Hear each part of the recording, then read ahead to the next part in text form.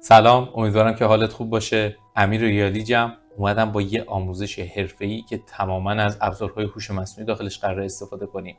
توی این آموزش قراره بهت یاد بدم چطور دقیقاً بتونی کاراکتر خودت رو بسازی بدون اینکه بیای جلوی دوربین، کاراکترت به جای تو بیاد نقش رو ایفا کنه، حرفای تو رو بزنه و کاری که میخوای برات انجام بده. این کاراکتری که الان داری روی تصویر می‌بینی مواردی هستش که من خودم تو اینستاگرام دارم استفاده می‌کنم. یعنی میام یه کاراکتری رو به جای خودم میسازم، این به جای من صحبت میکنه و اون پستی رو که من میخوام به واسطه این میذارم. قبل از اینکه ادامهش رو بریم با هم دیگه، یادت باشه که اون زنگوله و سابسکرایب و این چیز میزا رو خودت انجام بدی. من اینو زیاد تاکید نمی‌کنمش ولی انجام بده حتما. سوالی هم اگه داشتی توی کامنت از من بپرس.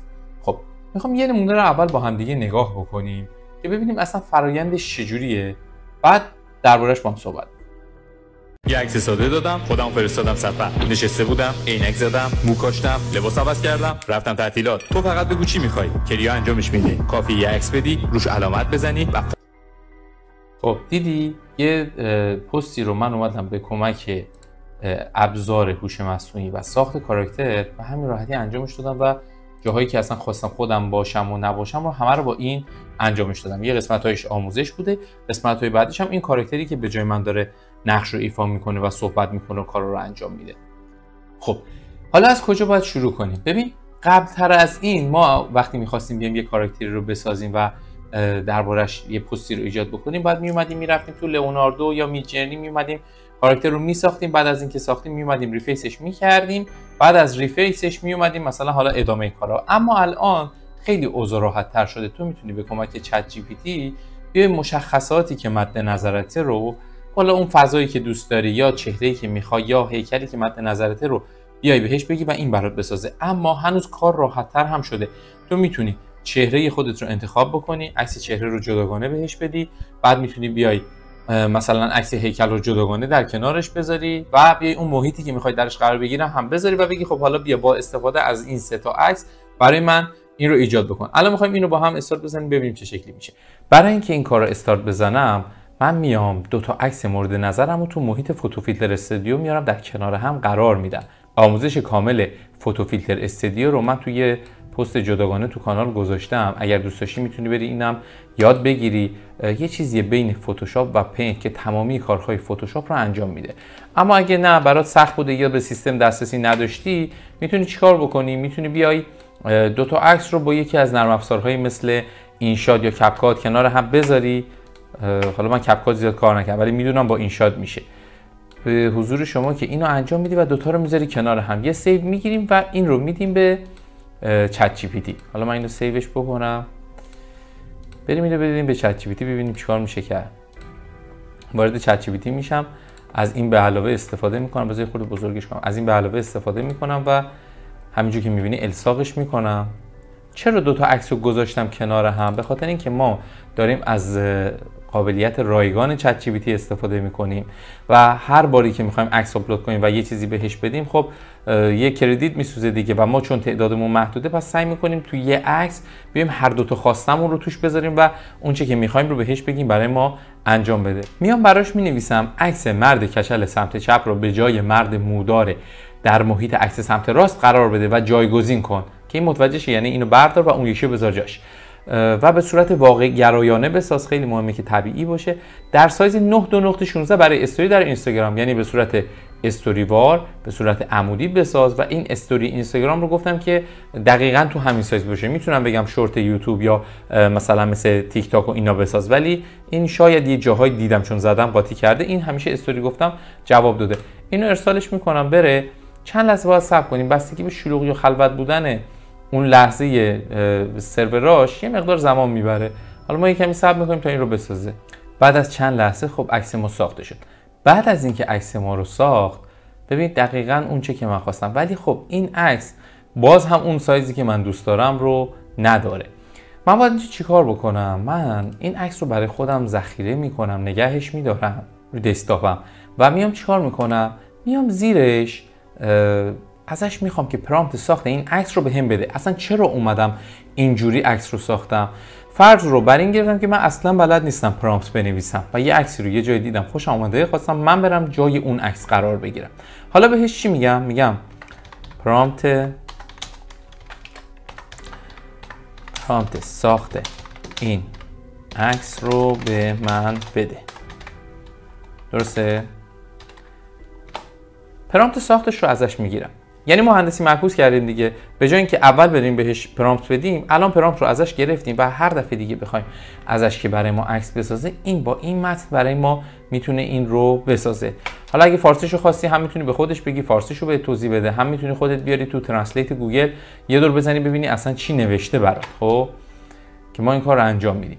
ببین نوشته مرد سفیدپوست تاس با اعتماد به نفس، حدوداً 30 و چند ساله، پشت میز چوبی، یعنی سن رو هم تشخیص داد قشنگ. استودیو مدرن دقیق با LED تجهیزات. حالا همینو بیایم بهش بدیم، دقیقاً میاد یک چنین چیزی برامون میسازه. دیگه میتونیم فقط عکس خودمون رو بدیم و بگیم حالا من رو در چنین محیطی قرار بده. چرا این کارو کردم؟ گفتم شاید یه نفر بلد نباشه پرامپت رو بنویسه یا اصلا بلد باشه توصیف کنه. من توصیفش رو هم پس به این صورت ازش گرفتم. برای افرادی که مبتدیان ما این کار رو انجام میدیم. خب حالا عکس ما رو ساخت. بعد از اینکه عکسمون ساخته شد چیکار می‌کنیم؟ عکس رو باید ریفیس کنیم تا صورتش بشه اون صورت مد نظر خودمون. برای این کار چیکار می‌کنم؟ میام داخل ادوبی فایرفلای وارد میشم. حالا از اولش اگه بخوام بهت نشون بدم، وارد ادوبی فایرفلای که شدی باید قسمت ایمیج رو انتخاب کنی. بعد از اینکه قسمت ایمیج رو انتخاب کردی از اینجا میای پایین و روی جنریت فیل میزنی، رو این انتخاب میکنی و از اینجا عکست رو وارد میکنی. تمامی سایت ها رو من با اکانت گوگل هم وارد شدم، یعنی یک حساب کاربری در گوگل باید داشته باشی و به راحتی وارد همه اینا بشی. خب من حالا این عکس رو بهش بدم. خب عکس مورد نظر من توی سایت آپلود شد. من میام این قسمت بزرگش میکنم، روی اکسپند میزنم. ببین میخوام سایز عکس رو تغییر بدم. از این پایین بهش میگم 1080 در 1920. خب اینا سایزی که دیگه خیلی رواله توی اینستاگرام دیدی دیگه. میام یه خورده اینو بزرگش میکنم و کاراکتر رو این وسط میذارم. خب میگم این باشه و بقیهش رو این برای من بیاد بسازه. ادامه این عکس رو نیازم نیستش من چیزی اینجا وارد بکنم، فقط از اینجا دکمه جنریت رو میزنم. خب این خودش میاد برای من اینو فیل میکنه، پر میکنه، تکمیل میشه، اکسپند میشه. اوکی، یکم صبر میکنیم تا این رو بسازه. معمولا از هر کار 3 تا خروجی به من تحویل میده که من میتونم با سلیقه خودم اون موردی رو که دوست دارم انتخاب کنم و استفاده کنم. همچنان من به صورت مورد دست نزدم، فقط میخوام اول محیط رو تکمیل بکنه برام. بعد از اینکه محیط ساخته شد ادامه کار. خب این اولی، دومی و سومی.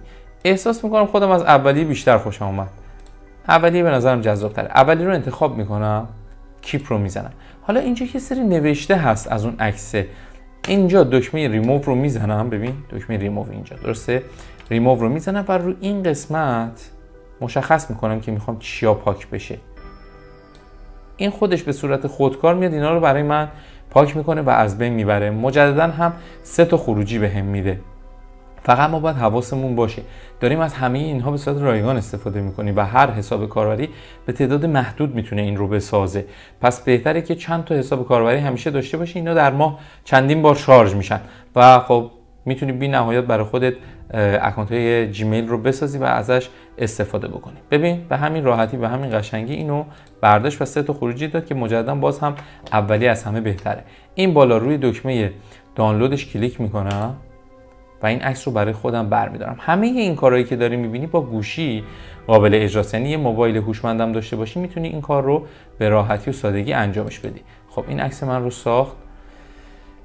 خب این شد کاراکتر من در این محیط. خب پس من کاراکتر خودم گرفتم، اما صورتش اونقدری که دوست دارم شبیه به من نیست. کوالیتی کار خیلی خوبه. خب اندازه، بزرگیش، شباهتش به اون تصاویری که به عنوان مرجع دادم عالیه، اما صورتش شبیه به صورتی که من داده بودم بهش نیست. چیکار میکنم؟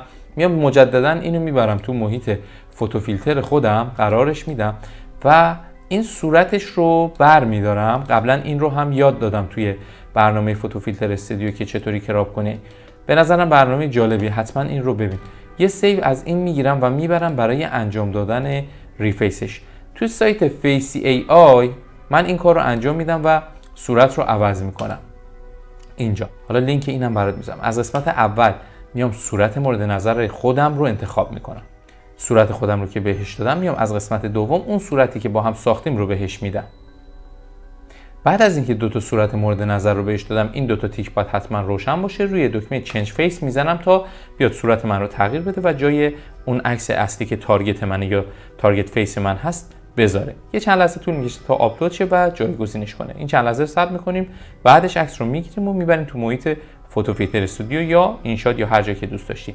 حتما هم این سایت مثل سایت های دیگه با حساب کاربری گوگلت وارد میشی. خب عکس من رو ساخت، دانلودش میکنم و این عکس رو میبرم تو محیط فوتو فیلتر استودیو خودم. در کنار اون عکسی که به صورت کلی ساخته شده در انتها توسط فایرفلای، یعنی این. ببین این تصویری که از صورت برای ما ساخته شد. اگر بلد نیستی که چطور این کارا رو باید انجام بدی، ابتدای ویدیو هم گفتم، از طریق آموزشی که از فوتو فیلتر استودیو گذاشتم میتونی این تیکه رو یاد بگیری که چطور مثلا دو تا صورت باید بیاد رو هم بشینه و به صورت جذاب و قشنگ قرار بگیره. ببین این صورت اصلیه، این صورتی که چنج فیس شده. یه خورده دور اطرافش هم میام پاک میکنم. اون صورتم بر اساس صورت من چت جی پی تی ساخته ولی 100% شبیه من نبود. ببین یک کمی فرق میکنه.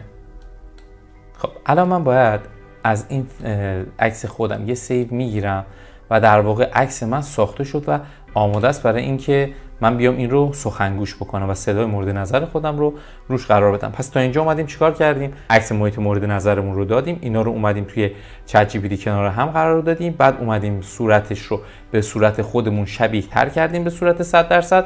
بعد از این کار دوباره باید چیکار کنیم؟ سخنگوش کنیم. حالا بریم برای انجام سخنگو کردن. برای اینکه عکس خودمون رو سخنگو کنیم وارد سایت hedra.com میشیم. خیلی پیشرفت کرده hedra.com.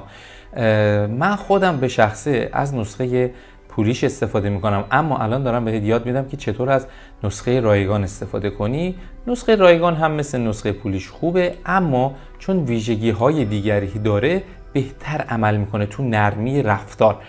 ولی باز هم این قابل قبوله. وقتی که بخوای بدون هزینه کار بکنی خیلی قشنگتر جواب کار تو رو میده. با حساب کاربری گوگلت وارد میشی، قسمت ویدیو رو انتخاب میکنی. اینجا براش میتونی بنویسی که دقیقاً مد نظرتی که چیکار کنه. بذار من تصویر خودم رو جابجا کنم، یک کم بیام بالا. اینجا براش میتونی بنویسی که بیا منو تکون بده، چیکار بکن. مثلا کاراکتر بیاد صحبت بکنه، در حال صحبت کردن دستهاش هم تکون بده. از قسمت بغل دستش میای آدیو خودتو وارد میکنی، اون صدایی که از قبل ضبط کردی، یه صدایی میای در حد 20 ثانیه حالا ضبط میکنی، این تا 20 ثانیه رو تو رایگان جواب میده. میای 20 ثانیه صدات رو بهش میدی. ببین الان من صدام رو وارد کردم، بیشتر از 20 ثانیه است. تا اینجاها مثلا نگاه کن میشه 20 ثانیه. خب تو بخش رایگان اینجوریه، 20 ثانیه رو انتخاب میکنم، بعد عکس خودم رو در این قسمت وارد میکنم. پس عکس ساخته شدم رو دادم، صدا رو دادم، کافیه که روی این دکمه بزنم. ببین این تنظیمات رو دست نزنی هم خودش میفهمه که مثلا تصویر 916 یا بیشتر از 720 اینجا ساپورت نمیکنه. اما درباره یه چیزی صحبت کرده بودم، گفتم من از نسخه پولی استفاده میکنم. ببین زمانی که شما نسخه غیر رایگان رو داری، اینجا توی هدرا کاراکتر بهت چندین گزینه میده. خب مثلا میگه من میتونم بیام از موتور کلینگ استفاده کنم برای متحرک کردن، از مینیمکس استفاده بکنم، از VEO3 استفاده بکنم که خیلی عالی جواب میده. ولی متاسفانه اینا همه نسخه پرمیومه، پس ما از این استفاده میکنیم، هزینه‌اش هم کمتره. خب در واقع الان که داریم رایگان استفاده میکنیم و تو میتونی هر بار با حساب کاربری های مختلفی وارد سایت بشی یا اینکه با ایمیل فیک هم حتی وارد بشی و این کار رو انجام بدی. پس میذاریم رو همین بمونه. پس تایممون شد 20 ثانیه و اینجا هم میتونی براش بنویسیم که چی میخوای.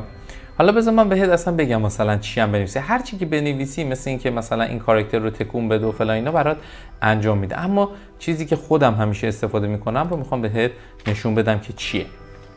این متنه. میگه یک انیمیشن لبخانی بسیار واقع‌گرایانه، پر انرژی و رسا از مردی که در حین صحبت کردن دستانش رو تکان میداد. همین قدم بدی کافیه. حالا میتونه این مرد زن هم باشه، میتونه کودک هم باشه. با اعتماد به نفس و شوخ طبعانه بسازید. حرکات طبیعی دست، پوزخند، ابروهای بالا رفته، کج کردن سر و تغییرات احساسی ظریف مانند تعجب و کنجکاوی را در آن بگنجانید. همه حرکات را روان، خیلی مهمه، طبیعی و جلب توجه کننده نگه دارید.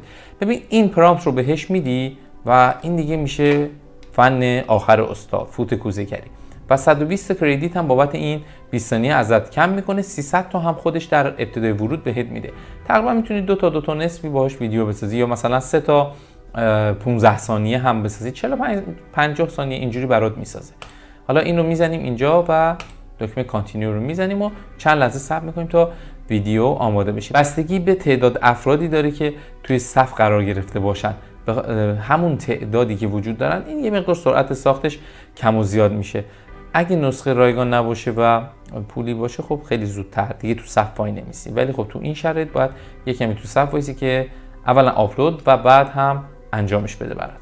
خب بعد از حدود 3-4 دقیقه این ویدیوی من ساخته شد و صفحه به این صورت که میبینی تغییر پیدا کرد. از اینجا میتونم ویدیوم رو ببینم و از این قسمت هم میتونم دانلودش کنم. من این رو دانلود میکنم و فایل دانلود شده رو با هم دیگه میبینیم.